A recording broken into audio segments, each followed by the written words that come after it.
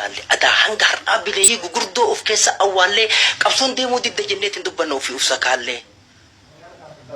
hogganoota jenna uf gubbatti ilaalle adaa harkuma kennaan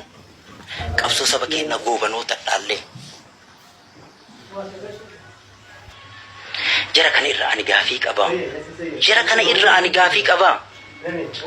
akkuma kaleessa maqaaf kaayoo sabaa akka toleetitti saba dura qabaa turtaniin sossobaa hadhammoo alaabaa nutti gad dhuftani tunirree waan dabaa haasawameen dhubu keessa kun ajaba isin duuba deemne isin namannu fuulatti adii wali himne isin amannu maaliif yoo jettani akkuma har'aan tana maqaaf kaayoo kaleessa na lagattanii irraa baqattanii boru alaabaallee akka sooftiititti harkaa naqattanii qoshee darbattanii alaabaa fi kaayoon isin ooftan tuli wal wajjiin hin deemtu maaliif qabattanii alaabaan tajettu alaabaa Oromoo alaabaa Oromiyaa alaabaan tajettu alaabaa Oromoo alaabaa Oromiyaa kaayoon isin ooftan tasabaaf sablamii kaayoo Itoophiyaa waan gargarii fagoo hamma bayaaf dhiyaa walitti kaleessuun guyyaa adii kanaan akkamitti tayaa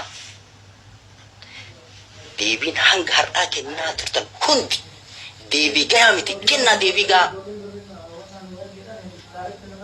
yoo kennuu baatan akka gaafi FD kaasete takkattiin kuruun coogatitti luka isin jalaa dhaya Oromummaa dhiiga kenna eenyutu nurraa haqaa galuu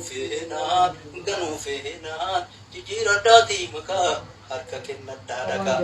jijjiirattallee makaa jijjiirachuurree haqaa alaabaarree tuni teessanii miti lafarran harkisinaa